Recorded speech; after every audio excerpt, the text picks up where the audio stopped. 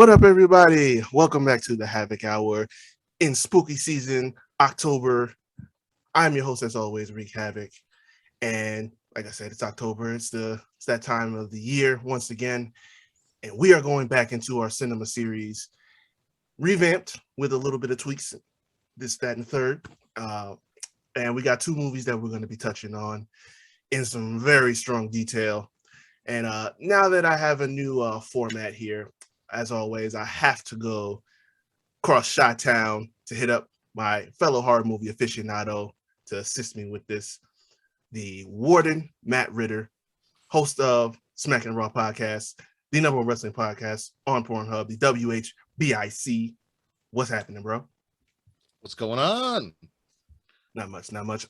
Also, as a special treat, since she's all caught up on her cinema this week, I brought, of course, my client, the host of the She Lee Showcase, the hostess with the mostest, the MVP, the Rookie of the Year.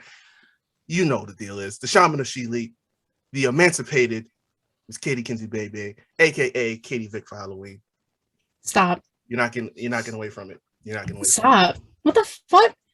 I'm here. What do you expect? Exactly. I gotta do it. So here's the deal. After some deliberation with my guy, Mr. Ritter, we have a new format that we're going to be doing with these movies going forward. If you've watched the show before, we've done a bunch of different ones already. We talked Halloween, we've talked Friday the 13th, and we decided that going forward, we're going to switch it up a little bit. So we're going to run down our two movies tonight. First of which is going to be the direct sequel to the original back in 92 of Candyman. And we're also going to cover just released Halloween Kills. Yeah. It was quite a night. But what we're going to do, we're going to give a brief synopsis of the movie, and we're going to run down our thrills, stuff we liked, stuff we loved, whatever. Our kills, stuff we didn't like, stuff we could live without. And if we don't like it, well, we don't want to kill it, we're going to stab it. You know what I'm saying? Right there in the middle. No feeling for it either way. And then we're going to give our grades when we're all set and done. So, with that being said, what is that? Oh, this is for things I need to stab. Oh, man. Okay. This would be a prop replica of the weapon used in Jeepers Creepers. That makes sense. Okay. I think. But if we're going to stab shit, it's the closest thing I had for stabbing. Did you mention spoilers? Because if you guys don't know, there are going to be some heavy spoilers. So yes. If you have not seen Halloween Kills, if you have not seen the brand new Candyman movie, yes, you may want to wait to listen to this podcast before going to see them, because we are not holding any punches back. Me and Reek have been waiting an hour to talk about this, and that is way too long for both of us. So heads up, spoilers big time. Yeah, especially with Halloween, because I literally just saw it maybe just over an hour ago, and that's going to be a deep dive, because that was a wild ride. So if you don't want to hear spoilers, I'm telling you, this is the final warning. You pause now, you get off, you go see your movie, and come back later. All right? Pause now, go to Pornhub, check out our latest episode. It'll be up by the time this is. Go check out the latest episode of Young Kings. Maybe check out an episode of She Lee, or go listen to previous episodes that we've done to see if you like us even talking about horror movies, because we did a Friday the 13th show, episode and a previous Halloween rundown. So you can get all caught up in your Halloween before you listen to this episode. You got stuff to go do before you listen to this, so go do it. Absolutely. So we're gonna start with Candyman. I'm gonna get the mid card out of the way before we get to the main event. Jesus. For all you wrestling fans, we all do wrestling podcasts here. So, kick things off here. Movie starts off going back to the 70s in old Cabrini Green. If you watch the original Candyman, that's where the setting takes place in the projects. the old high rises that no longer stand today.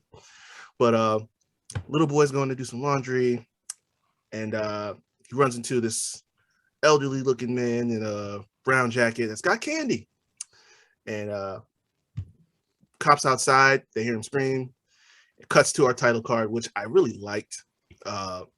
If you saw the original Candyman, the opening kind of gives you the helicopter view, and in this one, it takes you from the street looking up. So that was pretty dope. Nia DaCosta did an awesome job with cinematography. But we cut to the present day. We see our main characters, Anthony McCoy, who we'll get to that later. His girlfriend Brianna and her brother. They're living in the new Cabrini Green, which is now gentrified and full of the nice big wig people. Anthony's an artist who has been making very particular art that really specializes in black pain, so to speak. And his girlfriend is the curator, the art gallery director, so she puts all his stuff out there. He's been working on something new. He's looking for some inspiration.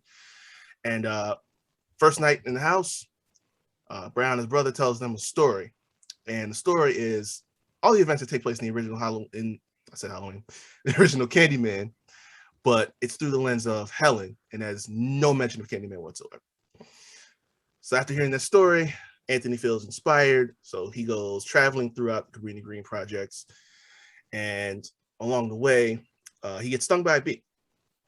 And it doesn't seem to be an issue initially, but then later down the line, he meets one of the last remaining residents of Cabrini Green, William Burke, who takes him back to, ironically enough, a laundromat, because he was the kid from that original flashback scene that we got. And he mentions the story of Helen Lyle. He tells him that, well, Helen was looking for the Candyman, and he tells the story of the Candyman that he's familiar with, not the one that we all saw. And the Candyman that he was familiar with is a man named Sherman. It was a man who went around giving kids candy. He had a prosthetic hook, and one day some kids got a hold of his candy. A little white girl got a hold of it. There was a razor in it, which brought about the police presence. And when they found him that day in the flashback scene, the cops beat him to death, which brought about his iteration of Candyman.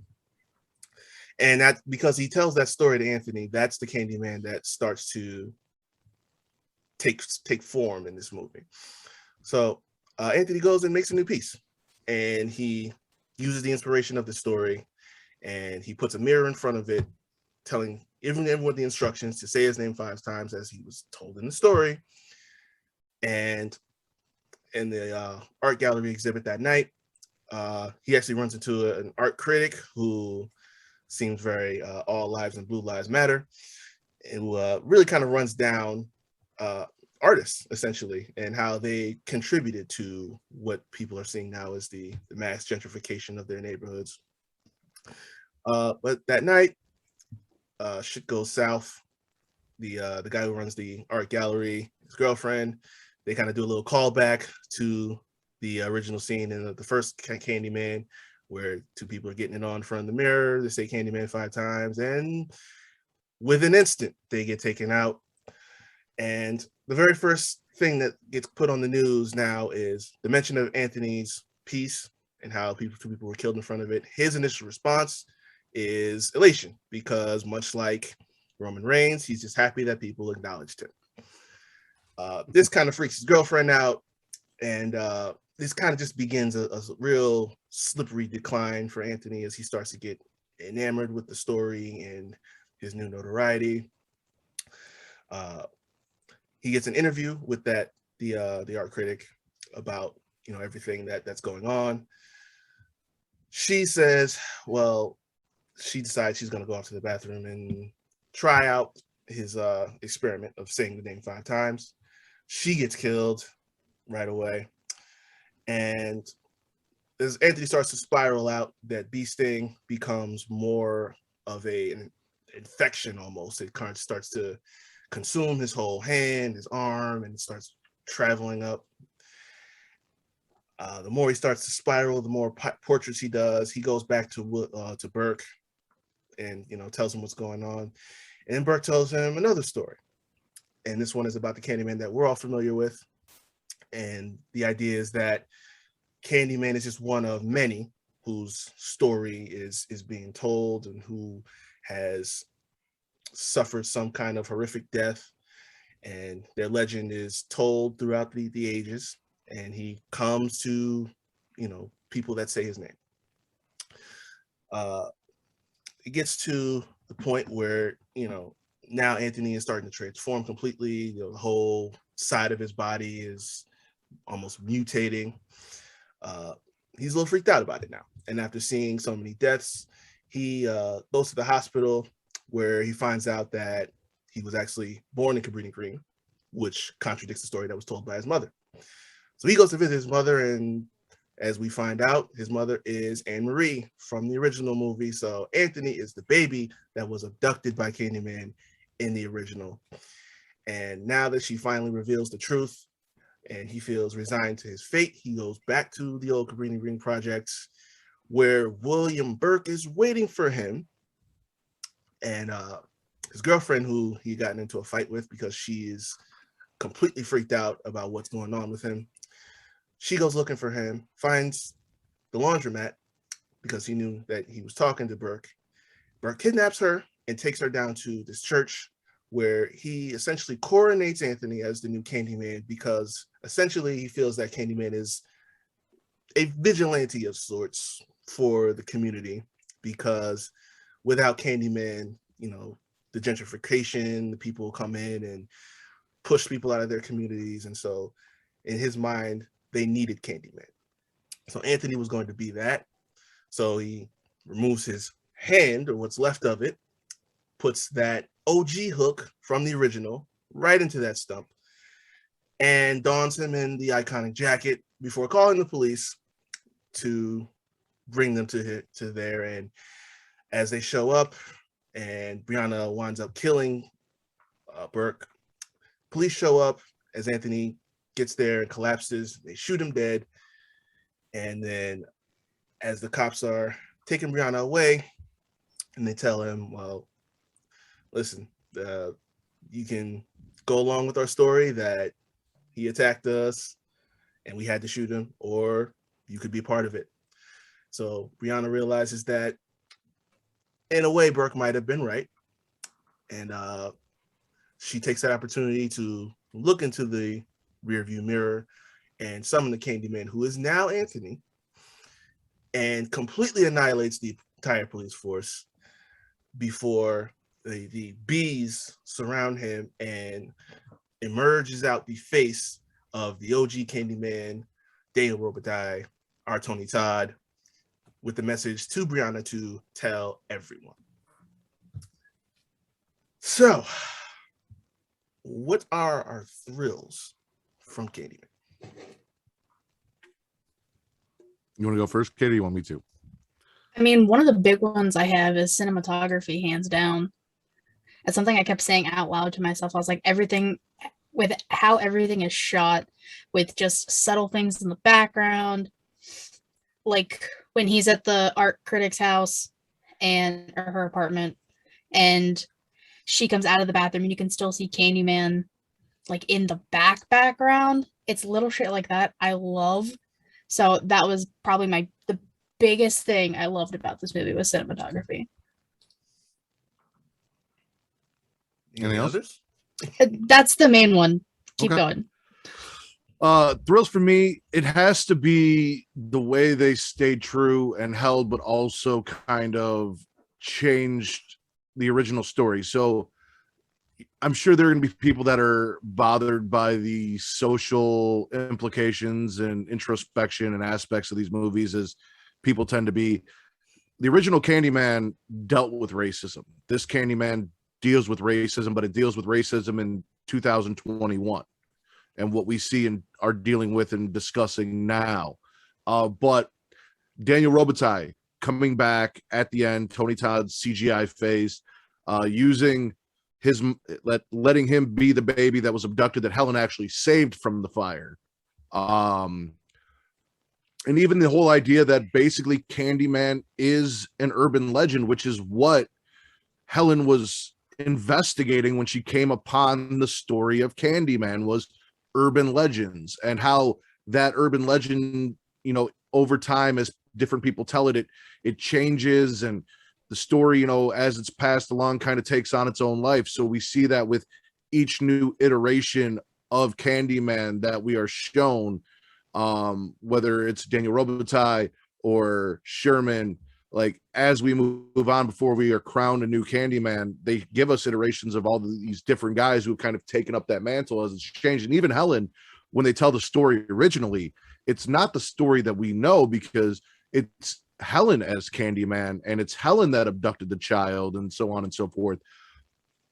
And they kind of get into that. So staying true and keeping the continuity of the original while still bringing it up to date to 2021, and the awesome way that they went about doing it is probably my biggest thrill. I absolutely fucking love this movie. The kills were fantastic. Not a lot of them, but what we got was great, and I'm huge in continuity and staying true to the story. So the fact that I was apprehensive coming in knowing that it wasn't going to be Tony Todd, as like, all right, is this a reboot? How do I feel about this? Blah, blah, blah, blah. And then seeing it's not a reboot, but it's still not Tony Todd, I was like, how's this going to turn out? And then you find out how it turns out, and it's like, all right, you know what? I'm good with that. Like, I love what they did. So Yeah, that's where I'm at with. First off, biggest thrill was ironically the kills, because I mean, you talk about updating, the whole format of it. I mean, it's like, that initial one, the very first one, like I said before, it was called back to the original scene, but it was like the second they finished saying it, she was done. Like they didn't give like a pause or no suspense for it. Like it finished. That's it. The scene with the critic, how it pans out as she's getting dragged across the windows, like that was really dope. But I mean, just the message in all of it too. It's like, in a way, Anthony's arc is that of, he didn't think he was from here. He felt as though that, in a way, almost he was above everyone there. Because he was making it his own way. He's an artist, and he's not from the projects and stuff like that. But it's like, no, that's not the case at all. It's like, this is in your blood. This is who you are, and the whole point of that is, I can say, like, it relates to real in Black culture as well, because it's like there are people that are like that. People that feel as though they're above, because of the where they are in stature, or where they are in their positions in life.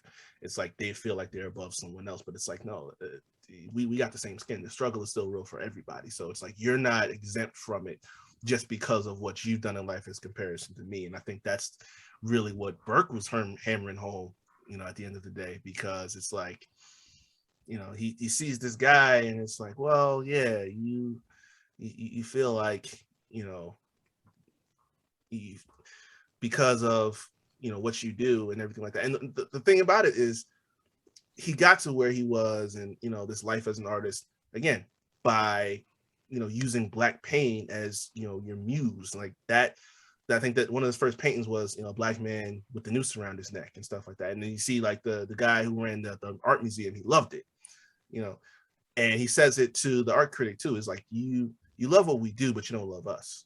So he's aware of it, but it's like, it doesn't really hit home until he gets, starts going through this metamorphosis and starts to transform and everything like that. And like that, those subtle messages and stuff like that throughout the movie were just amazing. Like I said, like I had the kind of apprehension that you had, but it's like the more I sat there and just kind of, I got lost in it. It was like, it was beautiful. Like Nia DaCosta did her thing with this from start to finish. I really loved it. And the cinematography too was just awesome. also the whole analogy of like that festering wound, and how he doesn't get it taken care of. It just, he keeps picking at it and picking Yeah. at it, and it gets worse and worse and grows and grows and grows throughout the movie. Because the entire time I'm sitting there with my wife and we're both like, dude, go to a fucking doctor, like get that looked at. What are you doing? How has nobody said any, like, your nasty ass hand, nobody said shit to you about your nasty ass hand, you just keep picking at that? Like, and no, he kept picking and he kept picking, and the more he picked and the deeper he went, the worse it got and the worse it got. And that's what you find with American history, where, you know, once you pick the scab that we have created and put over, you know, what we consider American history, and the deeper you dig, the worse and worse and more disgusting it gets. And it kind of consumes you, like when you realize how awful some of this stuff really is.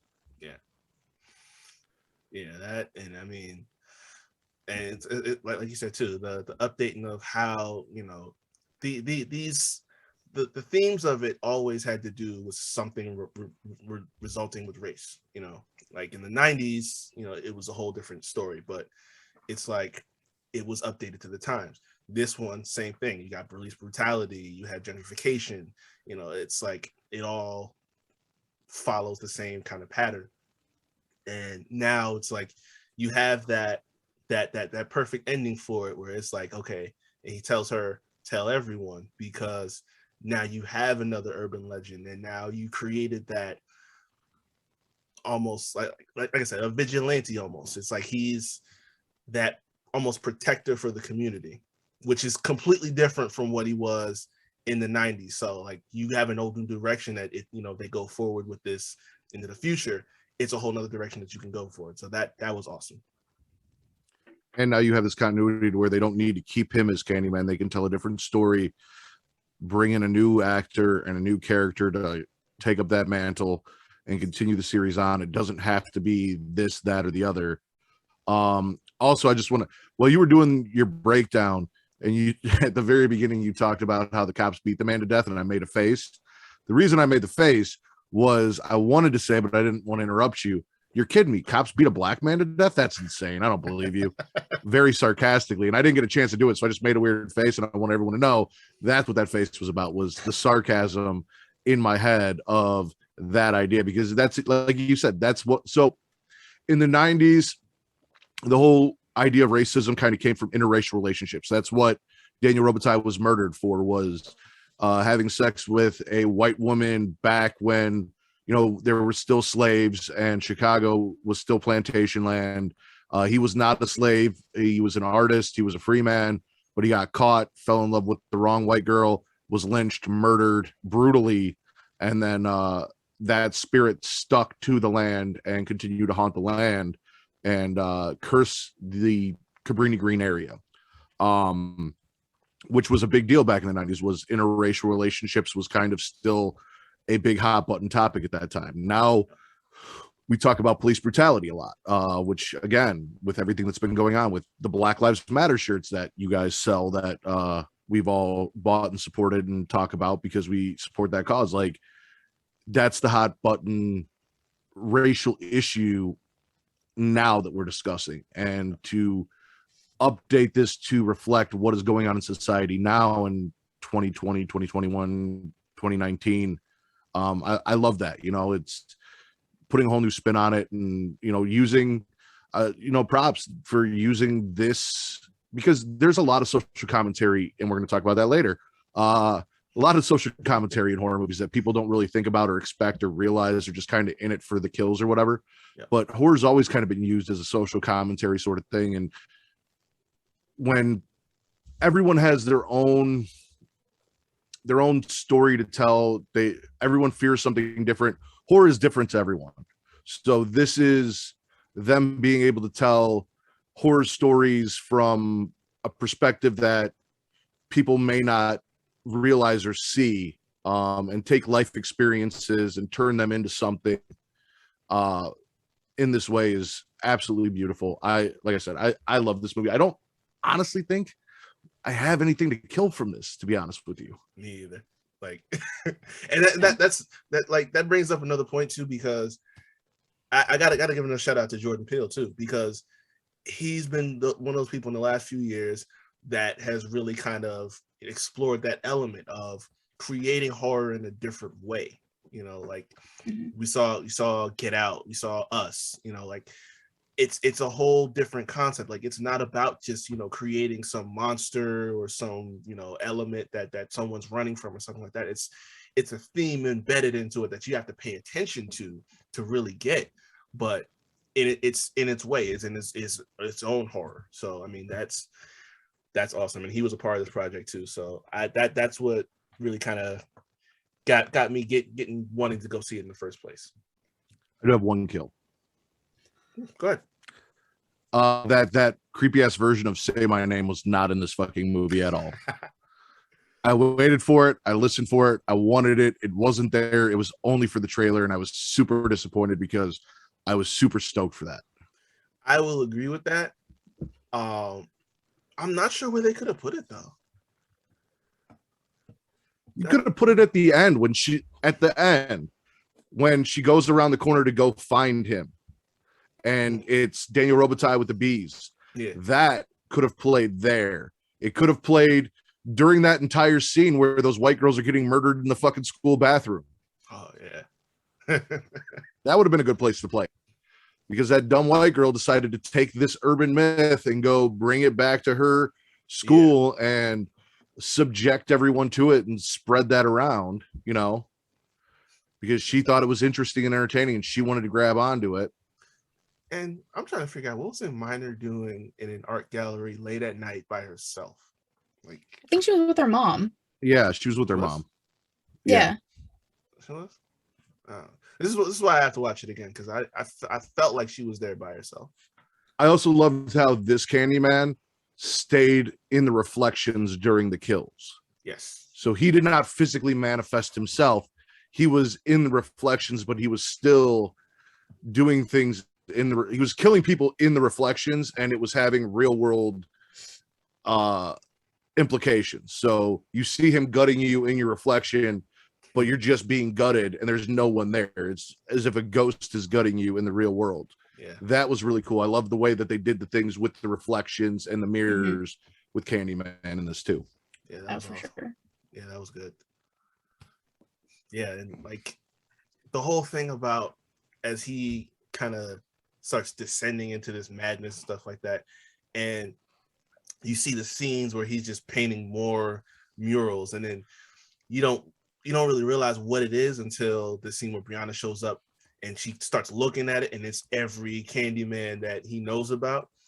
And it's like it's crazy. And then she's like, oh, it's not real, and she's getting ready to go summon him in the mirror. She's like, no, don't do that,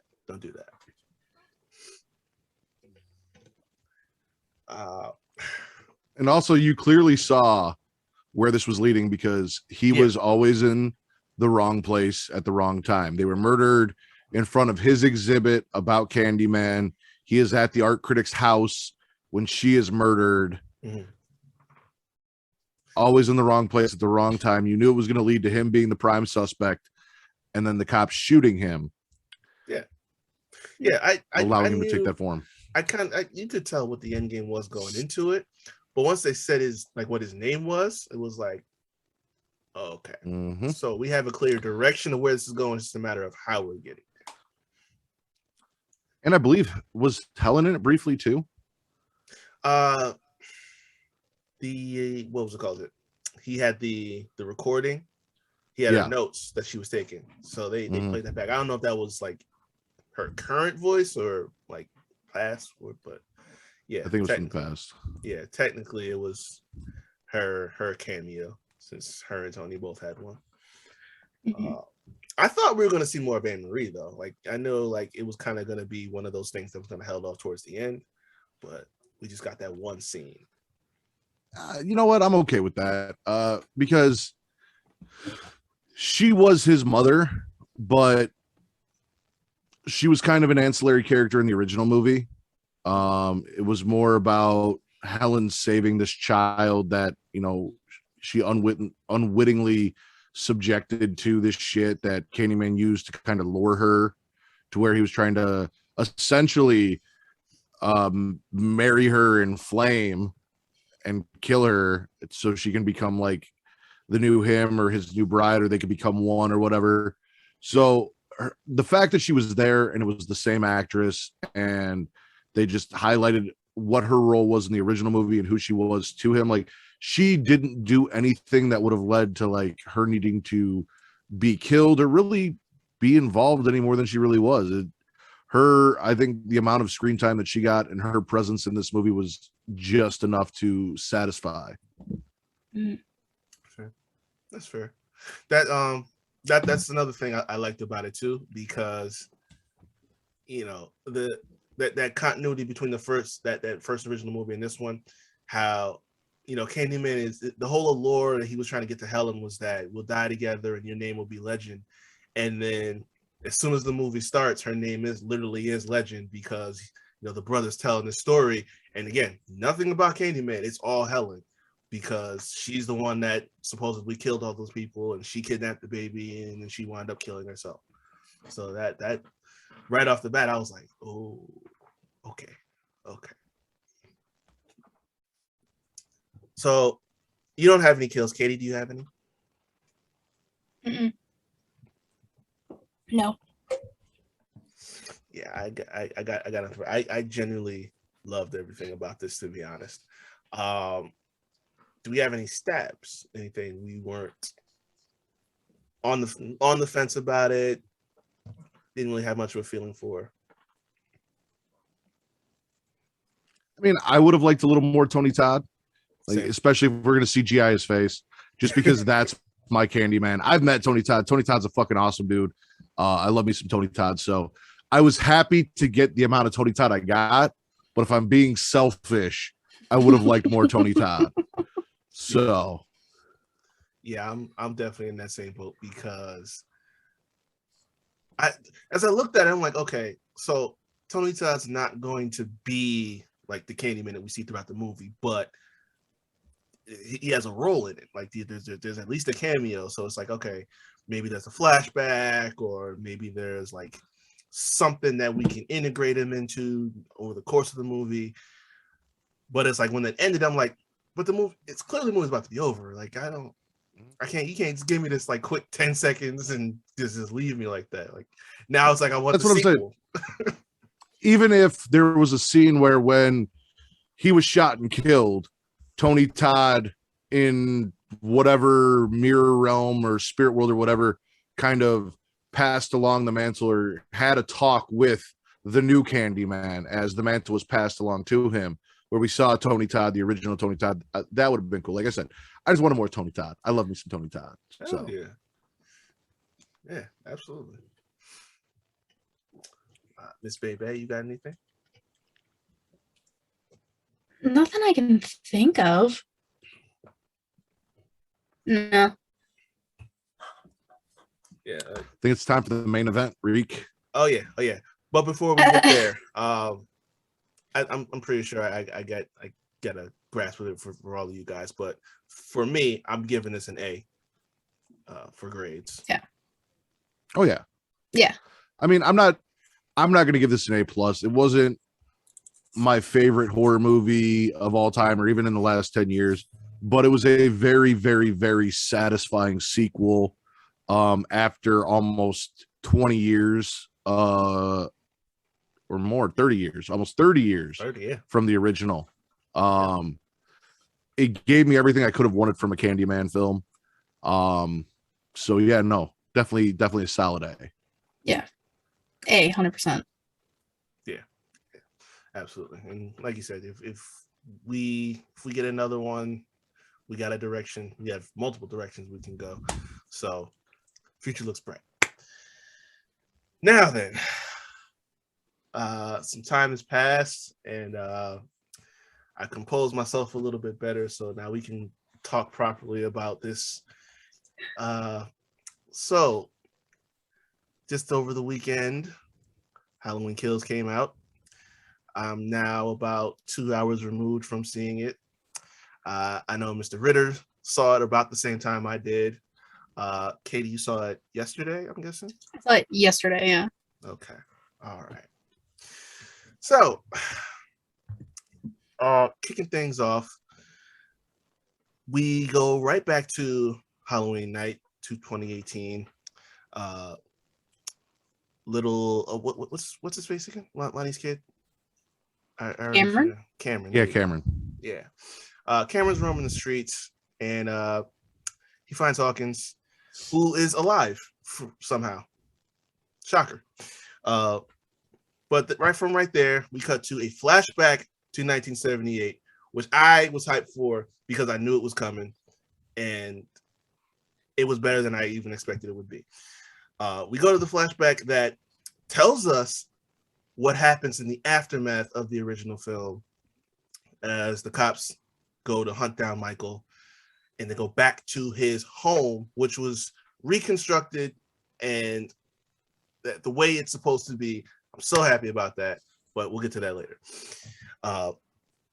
Hawkins' partner, he winds up shooting him as Michael gets a hold of him accidentally. But the cops get to Michael and they detain him, get to our title card, and then we cut back to Halloween night. Lori is on her way to the hospital. She's got a pretty bad wound, which didn't look like it was so bad initially at the end of the last movie, but you know, where were we at? She's on her way there. House is burning down. The firefighters are on their way. They get to the house, and Michael has hidden behind that door that Lori created with all her armory. And he starts one by one picking off the firefighters at the house. He goes out to the house and unleashes hell on every single one of these firefighters in a scene that I thought was a little reminiscent of Evil Dead. Okay. If you've seen the most recent one, which I got to thanks to Mr. Ritter, there's a very particular kill that gave me those kind of vibes. So yeah, we get to the hospital. Lori's getting stitched up and through surgery, and then we go to this bar where we see an original crew of characters from the original movie. We see Lindsay Wallace, we see Marion Chambers, we see Lonnie Elam, and we see Tommy Doyle, who tells the story of the events that happened on 1978 and propose a toast to the survivors and people who have been affected or traumatized by Michael and what he did. Police come upon the scene of the house. They find these butchered firefighters. They find out that Hawkins is still alive, and they have to call it in that, well, Michael is still out there and he's still offing people left and right. They send out a notice across everyone. Everyone gets on their phone, an alert comes on the news, and so now everyone is alerted to the fact that Michael is still alive. So Tommy Doyle says, well, we've got to go get him. We've got to go put a stop to this. Start a riot. Oh my God. He literally creates a mob of people that is like supposedly Michael's death squad over the course of the night. One of the people from the last movie, the nurse and the doctor respectively, they find not Michael in his car, which is what who they thought it was. And they come out, and person in the car winds up running off and crashing the car. It winds up actually being one of the patients that was in the last movie, which when the prison break happened, apparently he was one of the patients that was unaccounted for. He's been roaming the streets through the entire night, creating a red herring for some people. So Lori wakes up out of surgery. She thinks everything's okay. It's clearly not. Michael goes through a few houses, offing people left and right, getting back to business as usual. Meanwhile, Karen and her daughter are still kind of coping with what's happened over the course of the night. So Tommy has mobilized basically the whole town. Him, Lindsay, Marion, they were all rallying everyone around and putting them in groups together and saying, listen, evil's going to die tonight. We're going to find Michael. We're going to put a stop to this right now. So they go out on search parties in different cars. And over the course of the night, Michael winds up encountering a few of them, killing off some very, very special characters that we, got to know, from, throughout the series, particularly in the original movie. And it leads us all back to the hospital because when they find out that, Laurie's recovering, they go there and, they tell Laurie, hey, listen, Michael's still alive. And she decides that, well, I've got stitches, I've been stabbed, but I'm just going to take some whatever it is they're giving him in the hospital to numb the pain, and I'm going to get out of this bed and we're going to go kill this guy right now. So it leads to, everyone comes into the hospital and causing an absolute scene of chaos. People, whose, children were affected, people were looking for their loved ones and friends, people that just want answers. And the hospital becomes like just a scene of insanity. Everyone's in there, and Tommy just kind of riles everyone up and says, hey, listen, Michael is out there. Once again, we're all going to come together as a town because the cops have failed us. Apparently, the police. The sheriff comes in and tries to regain order, but he's like, no, listen, you guys failed us. So we're going to handle this. It's our town. We're going to take it back tonight. And that's going to be the end of it.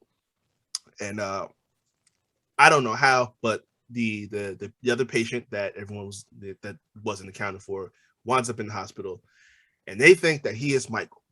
So this wild mob has now stormed the hospital and just completely taken over everyone else and is chasing this guy down. But Karen realizes that that's not Michael at all. Looks completely different. And which, I mean, I would think that, anyone who saw him over the course of the night, he would be wearing a jumpsuit at the very least, not his hospital gown from the sanitarium. But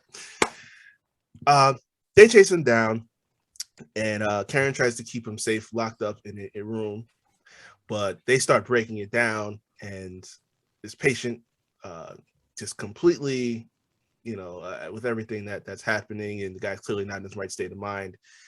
He breaks a window, jumps out, commits suicide, splats on the ground, and everyone kind of takes a moment to kind of look themselves in the eye, in the mirror, so to speak, and say, wow, what have we all done? And it was the one moment where it seemed like there was a monster created that was bigger than Michael. And meanwhile, Michael has slowly made his way back to his old home, the old Myers house, which is inhabited by two brothers who were probably two of my favorite guys in the film. So, I'll get to it. I'll get to it. No. So Let me do it. Oh my god. That was too funny. So yeah, Michael comes back and goes in, knocks the two brothers off, and assumes his post essentially back in his old home. So Allison, Cameron, and old Lonnie Elam, they realize, hey, all of this bloodshed is leading a path back to his home over the course of the night. So they go there to confront him, and Lonnie gets dealt with almost instantly.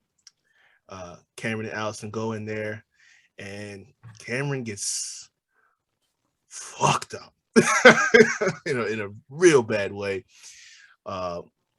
While Allison goes to confront him, and then Karen comes in with her pitchfork to put Michael down and take his mask when she runs off into the street to set a trap as the town surrounds Michael. And Michael comes in and basically says, bring it the fuck on. And they all just assault this man, shoot this man, beat this man down. Karen puts a knife in the back of his neck, while Lori is explaining exactly why everything that they're doing is counterproductive, and how the more death that's brought about, the more violence that gets brought about, the more you are essentially prolonging his life, or you keeping him alive, making him stronger. Right. And Bigger, so stronger, faster.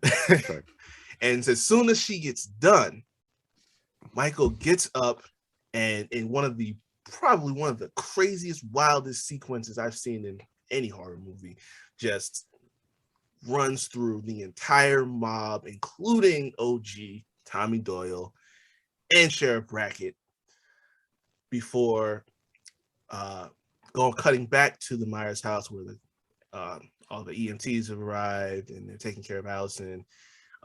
Karen sees a reflection of young Michael in the window. She goes upstairs and shuts her eyes before Michael appears and stabs the shit out of her, and she is presumed dead. And that cuts to the end of the film. And that was as wild as an ending as I did not see that coming. But yeah. No, I watched it on Peacock. I did not watch it in theaters as you guys did. Mm-hmm. Was there an end credit scene? No. Because Peacock cut it off pretty quick. No, there wasn't. Not that I saw. I was gonna say Peacock didn't roll credits very long. They cut it off pretty quick. So I was assuming there wasn't. But I know the last movie had the end credit scene with Michael still breathing, blah blah blah. Yeah. So I'm curious for you guys, because you guys both shared a similar viewing experience that I did not have, because I watched it in the comfort of my own home. How was it in theaters? Well, go ahead, Katie. She's gonna say pretty good. Fuck off. No, I like seeing these types of movies in theaters. But if you're gonna go to the movies, don't act like you're in your living room and start shouting at the screen. Please, for the love of God, don't. Like a little like gasp every once in a while. This lady 2 seats away from me during the mob scene when they're beating the shit out of Michael and he's presumed dead, even though we knew he wasn't, she's screaming at the screen, "He's not dead, you idiots." I wanted to be like, no shit, Sharon, he's obviously not fucking dead. We know. It's just shit like that pisses me off about going to the movies, because I can do that by myself in my house. Fine. Don't do it when there's other people trying to enjoy it too. Yeah. Jesus. Yeah. That's Okay, so I think here's what I'm getting at. For you, looking at what we got out of 2018 and how we all pretty much unanimously really loved the 2018 version of Halloween. Mm-hmm. Did this feel as good, better, or less than in theaters? way better. Way better. Because I saw 2018 in theaters. And I did as well. Like it gave me that, that nice thrill feeling again. But this was just something different.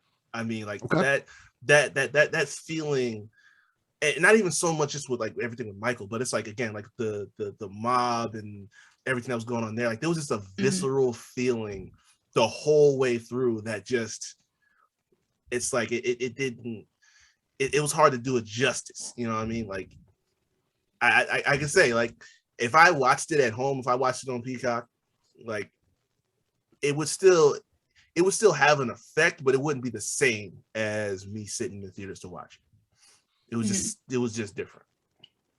What about you, Katie? Well, I didn't see the 2018 one in theaters, but it, like I said, like I love going to see these types of movies in theaters. It was way better. Okay. Because see, for me, watching it at home, I thought 2018 was better personally. And I'll get into my thrills first, and then we'll talk about the kills and stabs, because I have a few actually. So first and foremost, the way they shot the flashback scene from 1978, where it looked like you were seeing extra clips from a movie made in 1978. Like it felt like the original film, like bonus footage, even though none of this was in the original film. It was all after the fact stuff. I absolutely love that. Michael is the most brutal version of Michael to date. We all know I am a huge fan of brutal ass Curse of Michael Myers, Halloween 6. That is the most brutal Michael Myers up to this version. This version has now taken that mantle. Katie, the look you made when Reek was talking about Evil Dead, he was talking about the chainsaw scene where yeah, exactly. Took me a minute, but then I was like, that's the only one I can think of off the top of my head. Yeah, it was definitely the fact that they stayed true to the fact that Michael is not just some human who is going to get his ass beat, stabbed, and killed, but he is the shape. He is a entity of pure evil that feeds off the fear and the chaos that he creates, and it makes him stronger and keeps him alive and keeps him going no matter how much damage he takes, which he took a lot of damage in this movie and kept going. The homages to the films that are no longer canon. So you got the masks from Halloween 3. Yes. Silver Shamrock masks. Shout out Silver Shamrock. Also, the fact that in Halloween 5, they created a mob or Halloween 4, they created a mob to hunt down Michael Myers because the entire police force was murdered.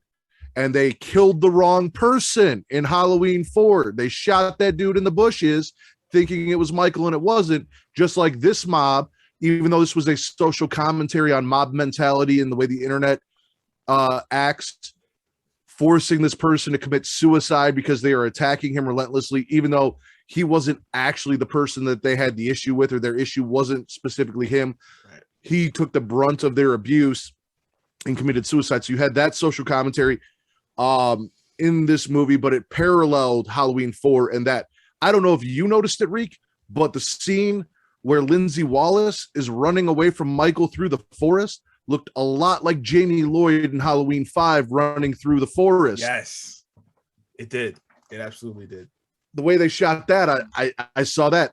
Fucking when they're going to the Myers house in the flashbacks from 1978, and you see that piece of the fucking house that fell and broke the window and scared the shit out of them, and the window's broken, they're looking out the window, you see that fucking thing hanging there. I stopped the movie and I told my wife, I'm like, listen, I don't want to stop the movie here, but since I have the power to do it, I'm gonna do it. This is fucking amazing. Attention to motherfucking detail. I love that. I fucking love this. Yeah.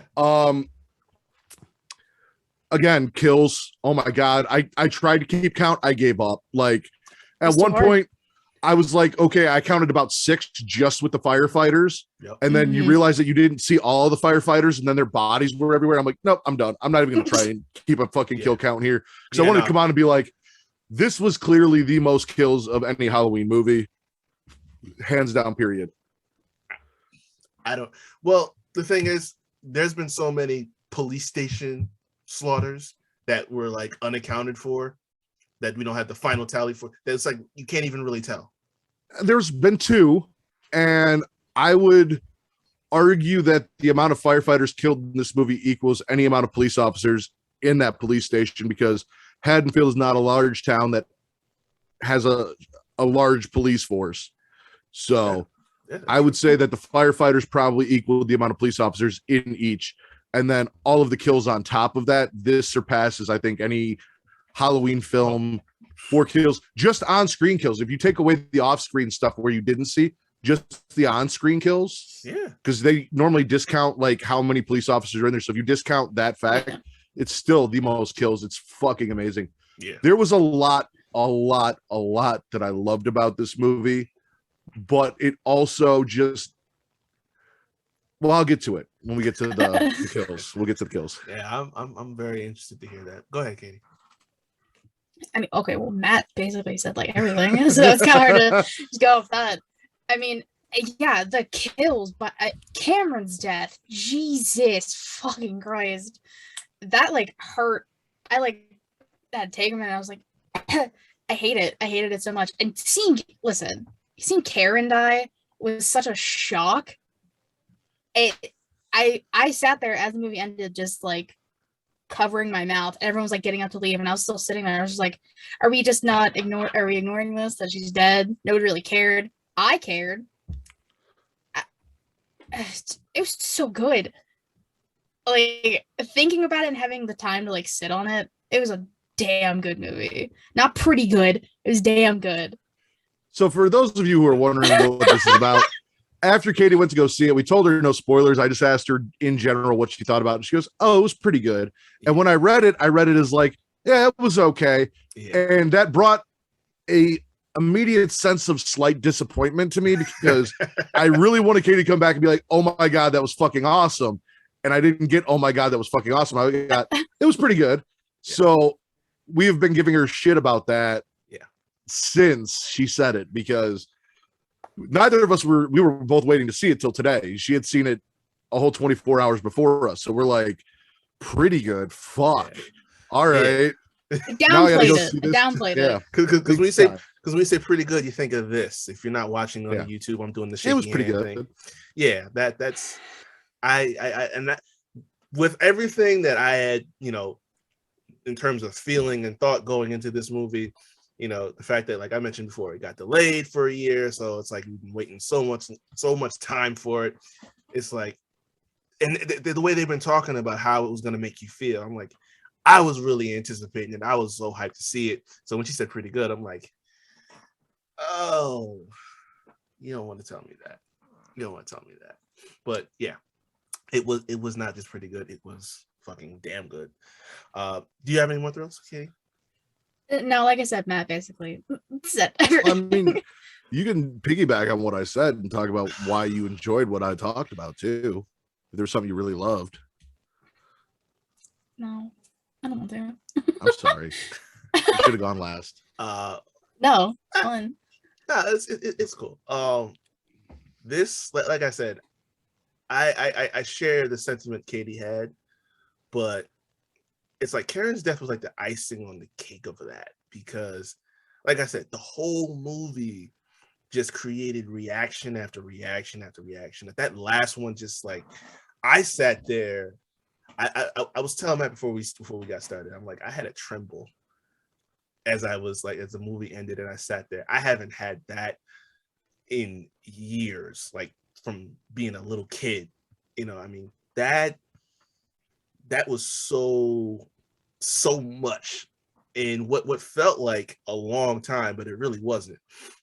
I mean, like I said before, the whole thing about creating that mob mentality, and what that ultimately created, which was a bigger monster at one point than Michael was, because it's like, look at the damage that caused. And it is social commentary, and that's another reason why you really felt it, because it's like, it was just a complete recreation, or like an image of society almost. And like, when Tommy is giving that speech in the hospital, I got chills for a minute, because I'm like, Yep. this was really crazy that you did this right now. Like, but it's the more that it went on, it's like you can see they're all just descending into this dark place, and they don't even realize it. And people don't appreciate certain sequels enough.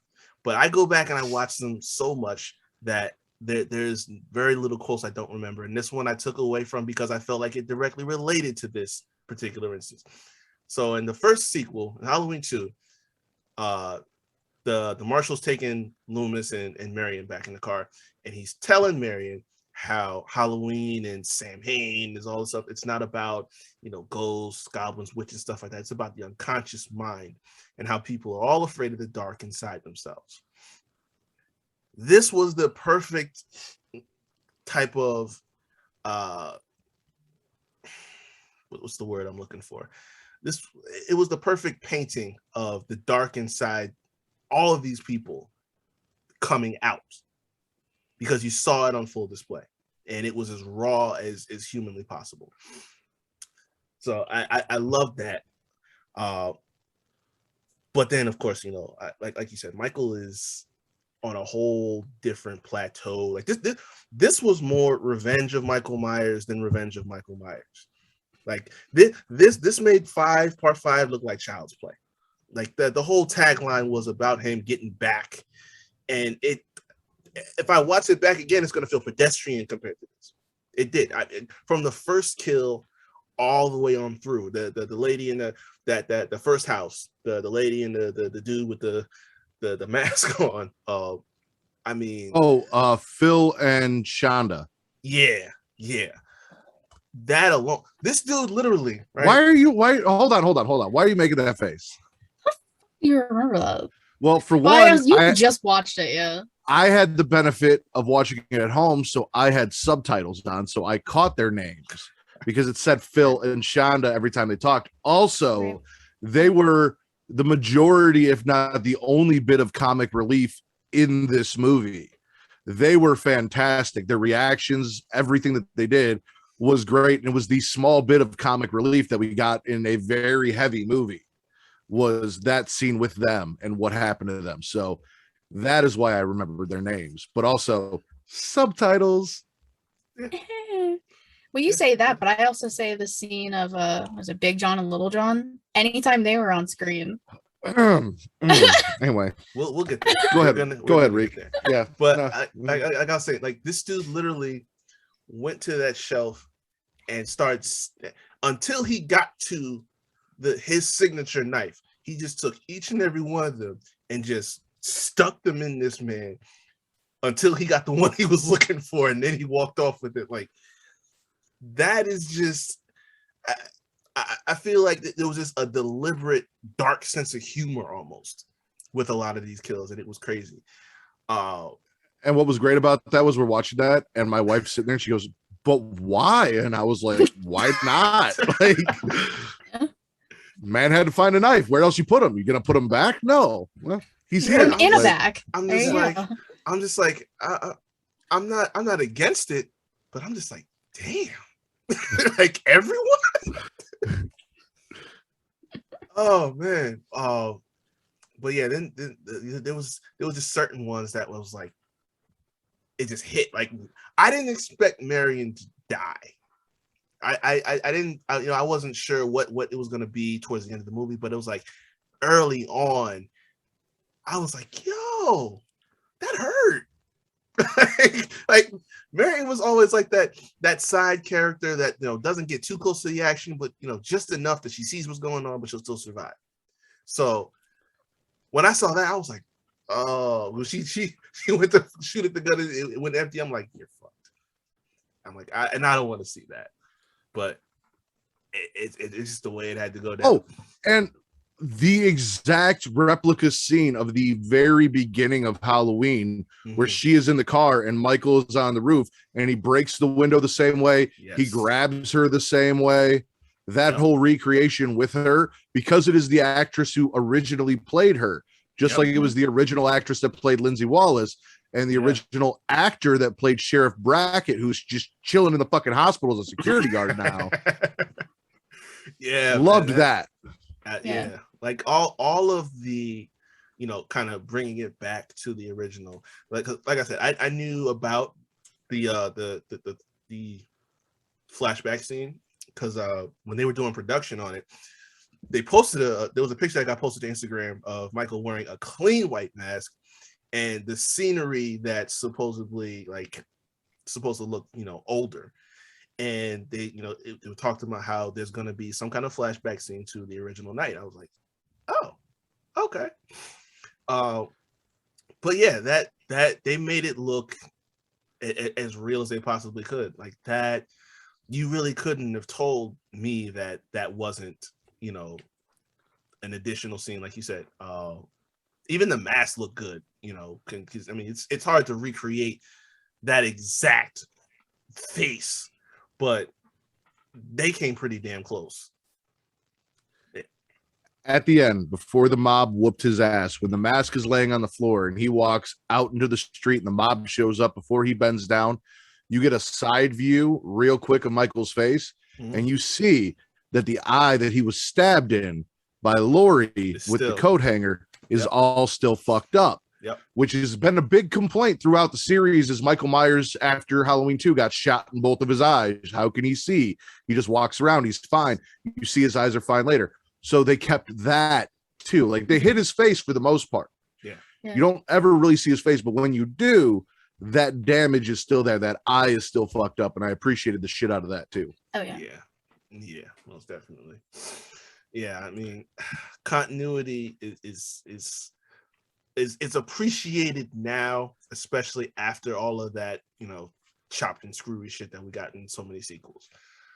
I got a question for you. What's up? You purposefully, after seeing the first trailer, refused to watch any more trailers. Yeah. Because you felt like you saw too much in the first trailer. Yep. After seeing the movie, did you still feel like the trailer spoiled the movie for you? No.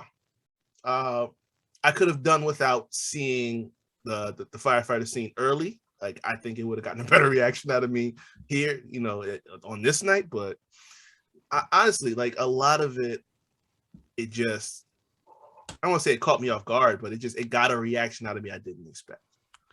Because all you really got in that second trailer was, like, you did see the Halloween 3 masks. So that was not a surprise. Like, that was in the second trailer. And then you saw Lindsay Wallace and Marion Chambers. So you saw some of the returning cast members. But that's all it really kind of quote unquote spoiled. Like, after seeing both trailers multiple times, I don't feel like seeing this movie, I actually knew what this movie was going to be from the trailers. I don't feel like the trailers ruined this movie in any way, shape, or form for me. And speaking of firefighters, you want to talk real quick about the petition online to have that scene removed? You know something? I'm glad you brought that up, because I was going to gloss over it. It's funny because when I first saw this, I'm thinking, okay, this movie is either going to be like ridiculously graphic, which, I mean, it was, but I mean, either this is really going to go over the edge with this scene, or somebody's overreacting. I think overreacting is not even the word to use. This wasn't even that bad, to be honest. Like, outside of that, again, the saw that kind of looked like Evil Dead. I mean, what, he impales a guy with that, with the thing there. It wasn't. Well, it was short. It wasn't even a long scene. For context, because Katie made a face, so I'm not sure she's familiar. I have no idea what the fuck you're anyone who's listening. Okay. There was a petition to have the scene where the firefighters are killed removed from the movie. That, last I checked, about 183 people signed. This was a few days before the movie was released. And the reasoning was, the person who created the petition said that as a soon-to-be firefighter whose parents are ex-firefighters, they are offended by the idea that Michael would lure them into a house and murder them, because this is something that has happened where serial killers have started fires and lured firefighters into a home to kill them. And they want the scene where the firefighters are brutally slaughtered when they are out there to save lives. I believe it even said in there that Michael should have saved the firefighters and helped them get out and then gone about his business, is what they wanted to happen. But as we talked about, there was none of this when he slaughtered entire police stations. There was none of this when he went through an entire hospital and murdered doctors and nurses in 2 movies, even though one was a dream sequence. Listen, you can't. It's a fucking horror movie. That's why it exists. It's supposed to be exactly what it is. It's supposed to be worst case scenario terrifying. If you are a firefighter, it should make you scared. Like, it should incite some sort of feeling in you. That is the purpose of the movie. If you don't want to see that, you don't petition to have the fucking scene removed. You just don't go watch the fucking movie. Like, I have a day job. We're not going to talk about what my day job is, but if my day job somehow translated into a horror movie, I am not going to petition to have those things taken out of the horror movie. The only thing I'm going to do is probably come on a podcast and criticize the inaccuracies of what was portrayed. So if you want to go start a podcast and talk about what those firefighters did wrong or what wouldn't have happened or blah, blah, blah, and the inaccuracies of the firefighting, go right ahead. Do your thing.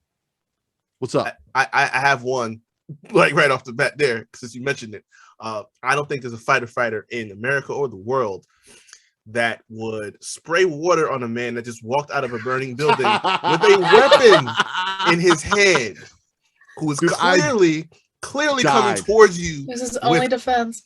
He's clearly coming towards you with all the wrong intentions, and you sprayed water on him. So that's one criticism I would have as a soon-to-be fighter. Instead of worrying about all of them that got killed in this movie. Like, let's be real honest about it. In any horror franchise, first responders get killed all the time. Whether it's firefighters, EMTs, nurses, doctors, cops. All the fucking time. Like, it happens. It happens. So, okay, this one, you typically don't see firefighters in this situation, but the house is on fire. So it just fit. But I mean, like, that shit like that. I also expect to see online backlash for the mental patient suicide scene. Probably, so, yeah. That because that's the world we live in. Instead of looking at it as a commentary and an introspection as to what goes on, and taking that situation, and people are going to be like, I've dealt with that, I've seen that, I don't want that in my movies, I don't want that, blah blah blah. That's what you're going to get. Reek, do you guys want to do your, if you have any, kills and stabs before I go? Because again, I have some. So I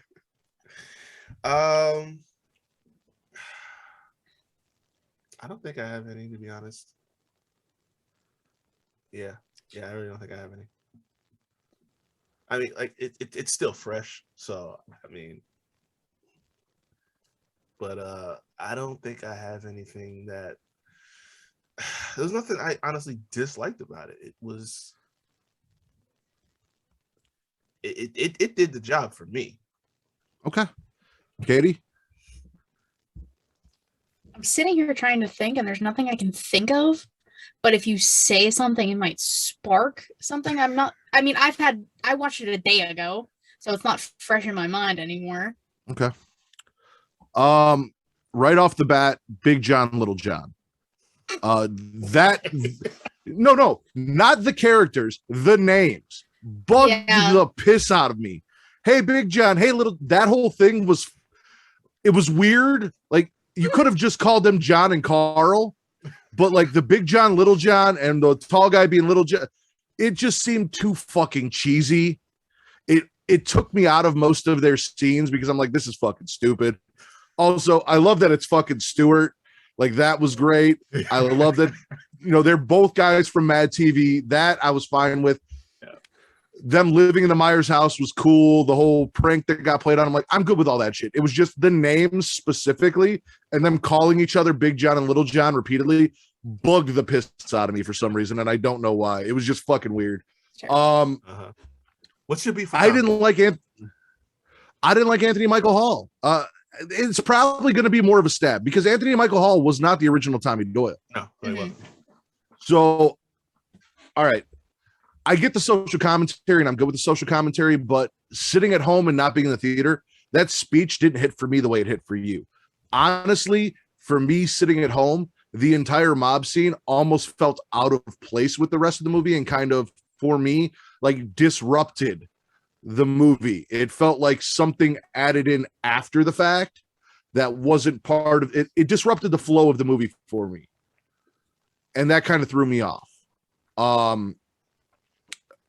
I understand its purpose. I have no issues with its purpose. I know why it's there. I think it's great to address those things, blah, blah, blah. But sitting in the house watching it, I didn't get that same feel that you got in the theaters. It kind of like watching fucking the Nazi speech from the new Star Wars at home instead of in theaters. Like, you don't get that same Hitler feel, it just doesn't hit the same. Right. So it felt disruptive. And I didn't love Anthony Michael Hall. I'm a Curse of Michael Myers guy. My boy Paul Rudd will always be Tommy to me. It is what it is. I know he looks too young to play that character. That's fine. He having everyone else but him be the original characters, he felt out of place for me, and it was kind of glaring. I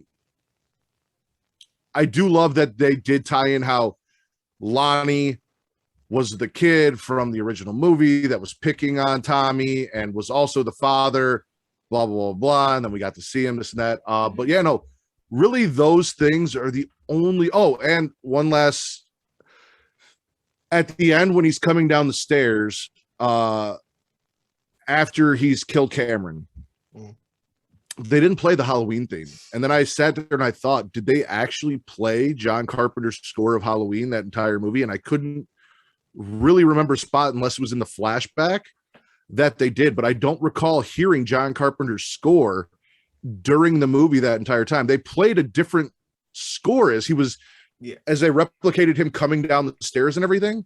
Yeah. And the fact that John Carpenter's score for fucking Halloween isn't in a fucking Halloween movie, or that I don't remember it specifically, that kind of bugged me. Where I had to sit there and think, did they even play this fucking song? And I'm after we finish this, I'm going to rewatch it specifically with the intent of listening for that. But if this movie goes an entire movie without playing the iconic Halloween theme from John Carpenter, that is going to be a big kill for me, because you do not give me a Michael Myers movie without my Michael Myers music. Like, that's Stone Cold coming out without his fucking theme song, no glass shatter. Like, you don't do that shit. True. That's so, yeah. But no, he was killing him, and I'm listening. I'm like, this isn't the fucking Halloween theme. What song is this? Like, it was no iteration of it whatsoever. And then I had to think, like, have I actually fucking heard it this entire time? They put their own kind of spins on it, so they kind of create the new updated versions of like all the themes throughout the movie. But no, I don't think I heard it either. You don't do it with that. Don't give a fuck. Not that one. You don't fuck with that one. No, that is a good question though. I think I gotta rewatch it too, because now that you mentioned it, I don't know if like I was in prisoner of the moment mode, so I would have to go back and watch it. But yeah, I was too up until that part, and I expected it to happen, and it didn't happen, and then I caught it. I was like, wait a minute, where's my fucking, because I have the picture right here on the wall. I'm not going to take it off the wall because it's a pain in the ass to get on and off, but Michael's standing at the top of his stairs, and the way they shot it was exact, but you get that fucking music when that happens. Yeah. And then they didn't fucking have it, and it was just glaring to me like, whoa, wait a minute, hold on. Something's missing. Where's my fucking song? Where is my fucking song? But yeah, no. So I'm going to call Michael Anthony Hall, especially upon a revisit, I'm going to call him a stab. I wasn't a huge fan. And the whole mob scene, same thing. I'm going to call it a stab. I'm not going to call it a kill. But if that song is not in this movie, that is a definite kill for me, and a big strike. You need to have that music in there. One thing I don't think we talked about that was also really cool that I want to bring up real quick is the idea that Michael isn't stalking Laurie. Yes. I love that. I appreciate that. He was going home. He goes on a killing spree, and then he returns home. Right. The doctor brought him to you, Laurie. He wasn't out looking for you. He's not hunting you. He just happened to come across you. You are not his focus because you're not his sister. You're not anything special to Michael. He is just a force of nature who is drawn to his home, and you happen to fall victim along the way. And I'm so happy that they did that, because I've been thinking on it for the longest time. And it's like when you look back and, people that, like the sequels and stuff like that, and like the story to continue, they're always like, oh, we want to know why he chose Laurie, why he did this, why he did that. If you follow the actions that he took in the first movie, for those first, first half hour or so, he breaks out at, after he goes to, Smith's Grove, he breaks out, he goes home. The first person he sees as he is home is Laurie. So if he's just have a mindset, a mentality that I'm just going to kill people, the first person that you see is going to be your target naturally. And that's going to bring me into I have a stab. I have one stab, but it's a forward stab, if you will. Like, it's where we're going. Hear me out.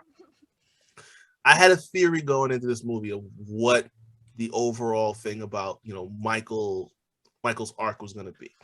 Because if you listen to all the trailers and stuff like that, as Lori's talking about, he kills and he transcends and stuff like that. It made me think of, what the idea was going to be for Michael and, him killing and how he survives and stuff like that. My thing was, if we're saying that the more he kills, the more he becomes invincible almost. And I'm glad Kitty's here because she'll appreciate this reference. Basically, what I was taking away from it going into it was that every time Michael kills, it's almost like he gets a Horcrux for himself, like another shield against death. So if you look at the original, right, he kills Judith, he goes away for 15 years, he comes back, kills the mechanic, he heals through the trifecta, Bob, Annie, Linda. Basically, he's juiced up like Bane at this point. So by the time he gets to Lori, nothing that she does is doing anything. He's the knife and the needle in the neck, stabbing him. Loomis shoots him. Nothing's doing it because he's racked up a bunch of bodies and now he's got armor almost that's keeping him from dying. And that's what I'm thinking that we're going in this direction with this. Instead, we're saying that the more people fight him, the more people incite violence against him and stuff like that, you're making him stronger. So is that supposed to tell me that the last movie is going to, suggest that we need to create peace to stop Michael? Like she made this quote in one of the interviews that the last movie is going to make people upset. And I'm thinking that doesn't make sense at all. But as I'm hearing that last little monologue at the end of the movie, it's like the more you try to fight him, the more you try to kill him, the stronger you're making him. So naturally, if violence is not going to stop whatever he is, the shape, this entity, then what stops him? And if you're going, violence isn't it, then you have to go in another direction. It's like, so you're gonna say, are you saying Lori's gonna fuck Michael? Is that what you're telling me? I'm saying that whatever goes in that direction, if it's a hug or whatever, I'm like, that's there's no stronger power than the power of the pussy. Oh my god. but that's what I'm saying though. It's like, so what are we saying is supposed to be the answer here if it's not kill the boogeyman? When I heard what you're talking about, I also heard that it's going to deal with kind of the pandemic and the things that we've all gone through. And that's what I kind of took away from it's going to upset people, is the social commentary on society and the pandemic, because that's what people get worked up about. Like, it's going to upset people because we're going to touch on the stuff. Like, that's what I thought of. I also didn't really take what Lori said, I think, the same way you did. So I didn't take it as the violence inflicted upon him made him stronger. I took it as the more, it's kind of like I had it and I lost it, but basically I took it as the more chaos he causes, the more fear he causes, the more of these negative emotions makes him stronger, which could still lead to what you're saying is the way to counteract negativity is with positivity. And fucking Joe Wayne Gacy comes out and strokes his cheek gently and calms the beast, like we saw on NXT. For all you wrestling fans out there, you know what the fuck I'm talking about. Yeah. And then they get into a van and ride off into the sunset all happy. But I mean, maybe not. I took it as the more chaos, the more fear, the more of these negative emotions that he creates builds his power. It's kind of like Freddy feeding off the fear. I was about to say that. The Freddy children. Effect. It makes him stronger. So I can see that, I guess. Yeah, it just, I don't know. It's like, as she's saying that, and I thought back to, like, again, that quote that she made, and it almost made me scared, because when I think about, again, we're going in an opposite direction to try and put a stop to this. It's like, well, we've already seen her be affectionate with Michael in one timeline or another, if we remember Resurrection, the first couple minutes of that. So I'm like, what are we saying? You know what I mean? Like, what what is going to be that approach that you take that's going to be different from this? Because a whole mob beat this dude down, and literally the second they got up to breathe, he just cut everybody away within seconds. I mean, yeah. I don't know. I also wish Little John at one point, just dead serious, not in the voice or anything, looked at his boyfriend when he was upstairs and they were doing the CD thing and said, "Hey, look what I can do," and then did something. Love it. Would have been fantastic. You know what? Look what I can do. You know what? I do have a kill. Since we mentioned Little John again, or was it Big John? I don't. Whichever one of those. Big John was the shorter one. The taller one was Little John. Okay. Mm-hmm. My dude thought that he was going to do something with the charcuterie knife. That in itself is a kill, because the thing was about this big, and you don't even know what you're getting ready to deal with right now. What exactly that's not enough to stop a child, and you think a giant mass of a man that you might have to deal with is going to be stopped by a charcuterie. Well, they didn't know it was going to be Michael. They thought it was those little fucking kids. So no. He said there's someone in our house, and it is not a child. Oh well, yeah. After the fact, yeah. Right. One more stab that you reminded me of. The nurse, or I'm sorry, the doctor, because they told us that the guy that was dressed as a doctor was actually a nurse, and the woman that was dressed as a sexy nurse was actually a doctor. Yeah. She got out of the car. Where the fuck did she go the entire time? She had a gun. She got out of the car and disappeared while her man and Marion were getting murdered. And then after they were dead, she showed up and started shooting the gun. And she's like, also like, "Do you know how to use that gun? I've shot one of those before. Give it to me." And then missed all of her shots. Every shot. And got shot right by her own gun. Yeah. But no, where the fuck did she go? She just left them with the gun, like took off down the street and then decided to come back. Like she was gone for like at least 3 minutes. Like she hopped out of the car and like ran a minute and a half down the road and decided to come back. Like, where the fuck did she go? That I was like, God damn it.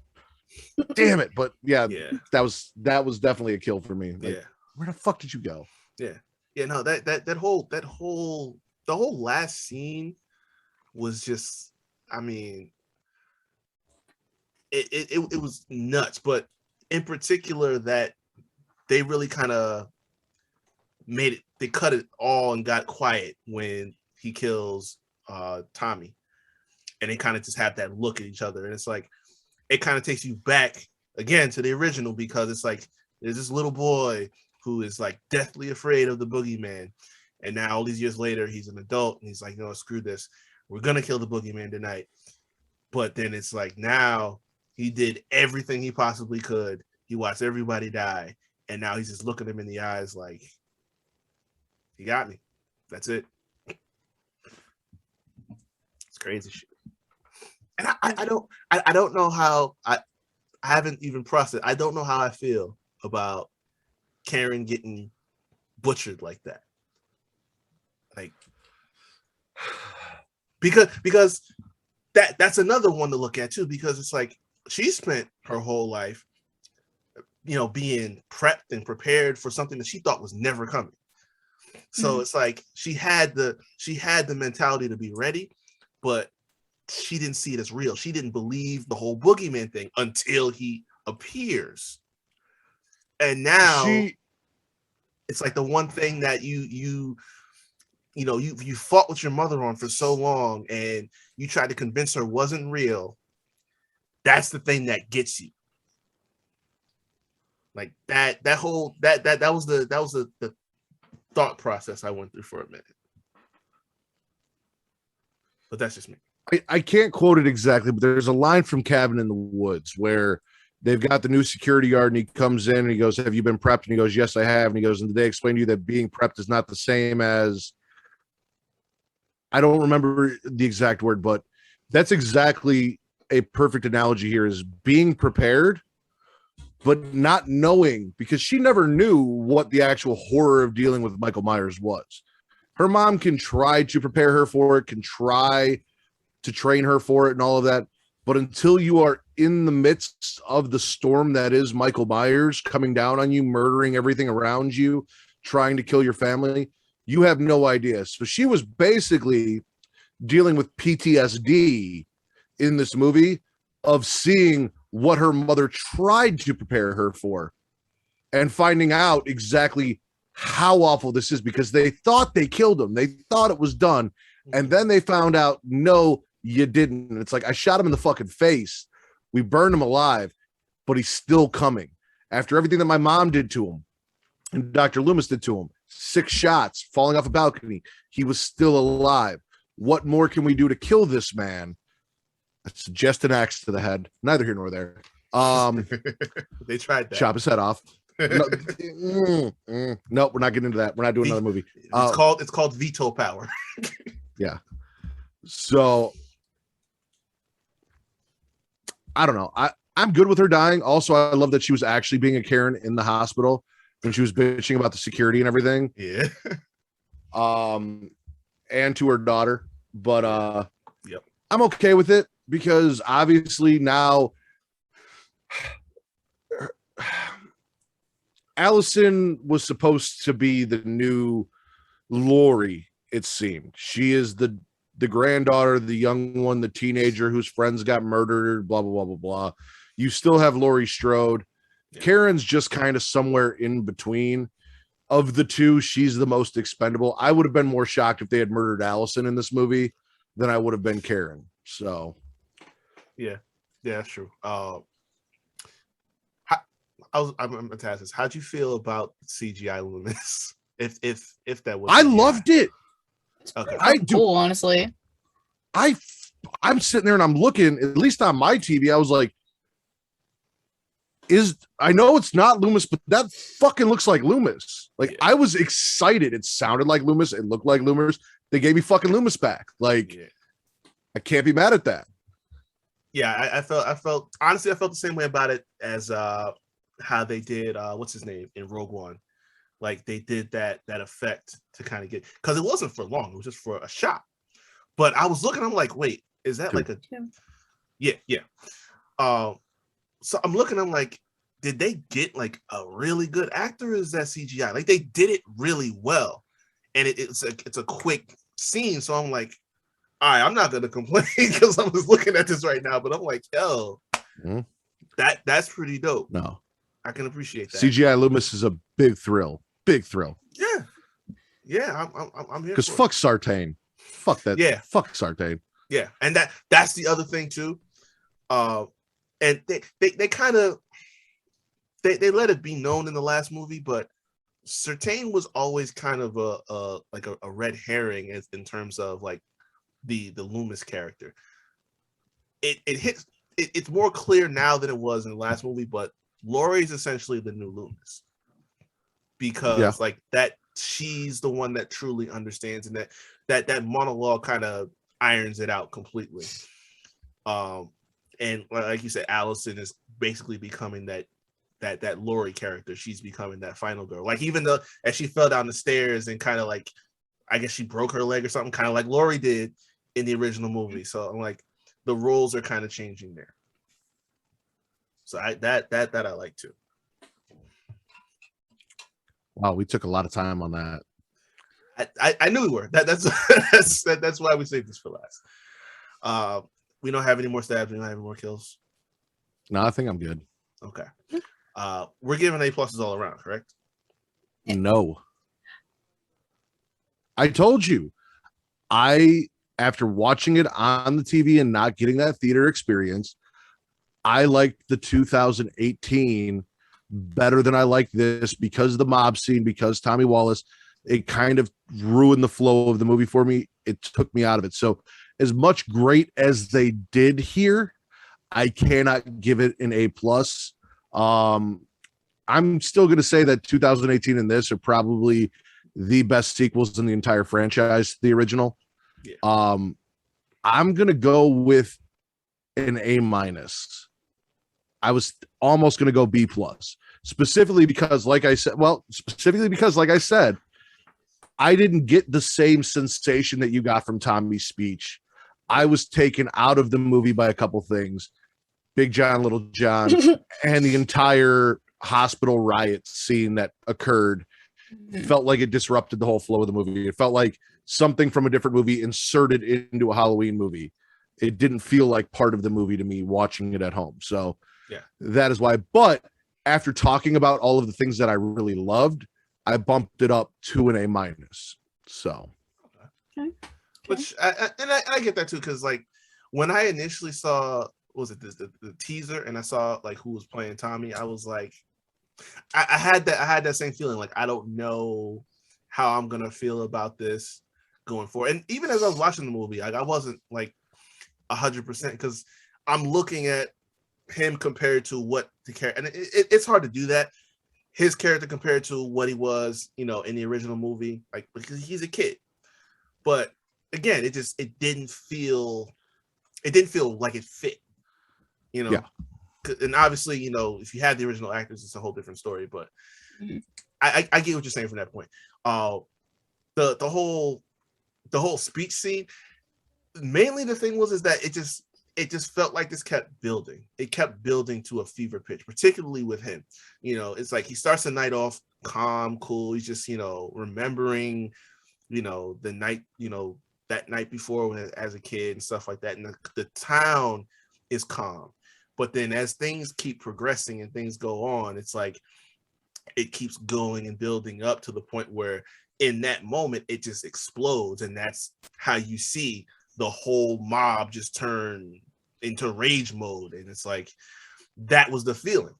But I don't know. That did not come across. And Yeah. if you rewatch it, you might see it the same way. Because like I said, when you rewatch Force Awakens, that speech when you saw it in the theaters from Hux does not feel the same sitting at home on your TV as it does in theaters. So you might, when you rewatch it, you might see what I'm talking about, but I didn't feel that build to it. Tommy, more than anything, just kind of annoyed me with his presence. And then the fact that she's yelling at everyone, it's not him, and they're just ignoring her, and Tommy's ignoring her, and they're rushing. Yeah. Like I said, the whole thing just kind of felt, even though it had Lori and all of that, like, and the characters in it, it almost felt out of place on my TV. Yeah. That's fair. And the thing was, Lori wasn't even really a factor in this movie. Like, she was there, and it's like you thought she was going to be a part of at least the climax of it, but it's like she spent the whole night in the hospital. She never left there, and it was just like part 2. Yeah, yeah. I love the homages to the past sequels and stuff like that, but it's like this surprised me in all the right ways. So I gotta give it an A+ personally. And I'm not knocking you for that at all. You either, Katie, in your Friday the 13th shirt. Fuck off. Yeah, totally wrong. I don't have a Halloween shirt. Yeah. Well, you've got one more year till another movie comes out. So there you go. It's all the incentive you need. Are you also giving this an A+? Yeah. Okay. Well, it's a consensus A, so that's a positive. Yeah. Woo. Well, this was fun. Real quick, where does this sit all time for you now? I mean, you've only watched it once.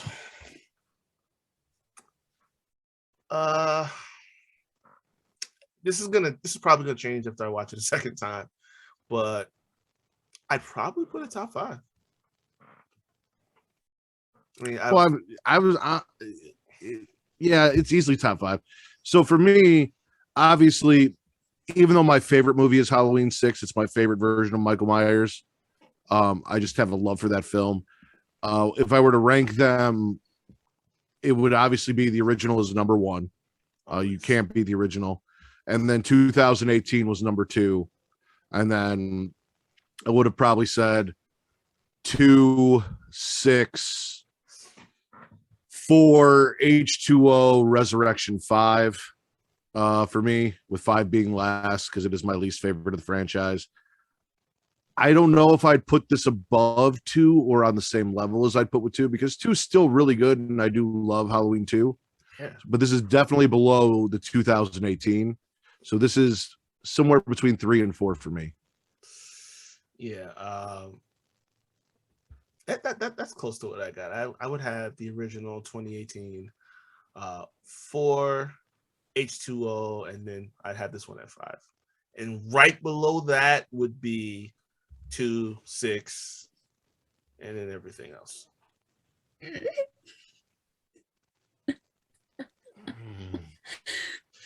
Listen. The masks, that didn't. If you want to hear us argue about Halloween H2O, go listen to our other episode. I'm not getting into this with you. Oh, The man. masks don't take away from the fact that it was still good. It is a massive blemish. I'm gonna give you that. It's a massive blemish that cannot be ignored, but the movie still did its job.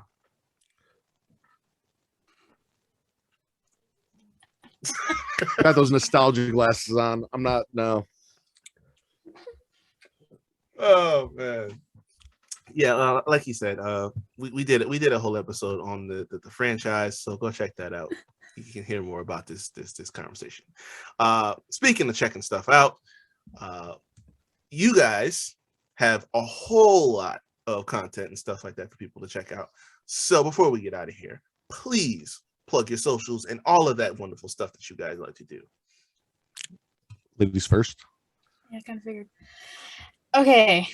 My Twitter, KatieWrestling13. There's a link tree in my bio. Take you to the YouTube, the Twitch, the Anchor, Spotify, Google Podcasts. Fuck Apple Podcasts. That's okay. Figure it out.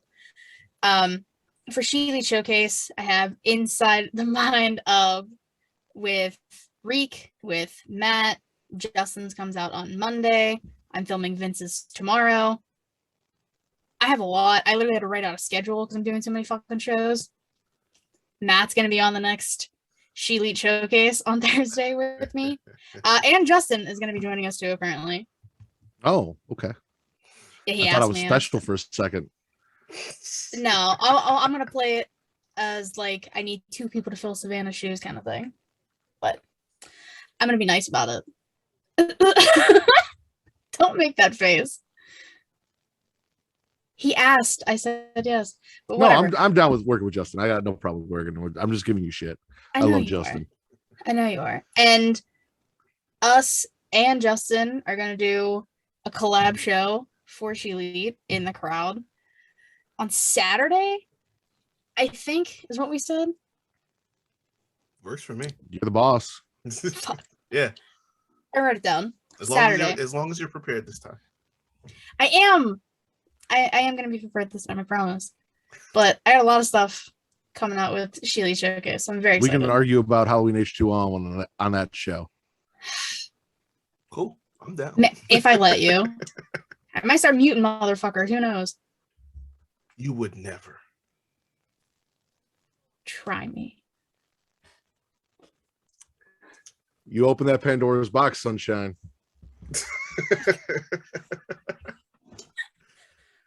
Who am I kidding? I'm not going to fucking mute anybody. Is that all? Yeah, that's all. Okay. You guys can follow me at Matt Riddler, at MATTRIDDER on Twitter only. Also, Twitter and Instagram, Smacking Raw Pod. Vince runs the Instagram. I run the Twitter. Please go get those numbers up. Follow us. Check us out there. CreationWorld.com, Twitter and Instagram, The Creation World, THECREATIA World.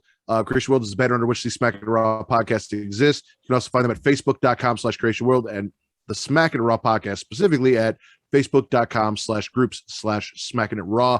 We are, as Reek said, the #1 wrestling podcast on Pornhub, and we have a new episode dropping tomorrow featuring the Marks with Mikes, where we discuss everything that happened this week in wrestling minus Dynamite because we recorded before it happened and I still haven't watched it. So go check that out. Show us some love. And again, if you love anything that we did here, there are episodes of the Havoc Hour to check out. And if you like this format that we just tried out here, stay tuned for what's coming, but also let us know and we can run back Friday 13th and Halloween with the new format. If we do that, I have seen all the Halloweens now, so I can actually contribute to the conversation this time. If you go get yourself a shirt, yeah. I will fucking go get a shirt. I'll tell you what, I will make you this deal. If you get that shirt, we have 14 days left in the month. If you get that shirt for the month is out, I will get us together and redo the Halloween franchise with this format this month. Bet. Say less. I'll get it tomorrow. All right. That sounds like a plan. I mean, we have a bunch of them we got to do. So, I mean, I could fit that in. And it's appropriate now since we have a new one to fit into the franchise. And this is going to spark yet another debate. So I'm looking forward to that. You guys can find me at ReekHavoc24 on Instagram and on Twitter. If you love everything you see here, as Matt said, you can go check out a bunch more episodes. Preferably the video version because you get all of these beautiful faces here and all the antics that take place on YouTube. But if you're an audio listener, you can also listen on Spotify, Anchor, Google Play, wherever you listen to your streaming platforms and podcasts and stuff like that. But thank all my panel here, my horror movie panel for being here this evening, my aficionado, Mr. Ritter, my client, Miss Katie Kinzy, baby. Motherfucker. Listen. You keep changing your name. It's I'm working on it. It's not my fault. Katie Vic. Right. Yeah. See, you got options. But yeah.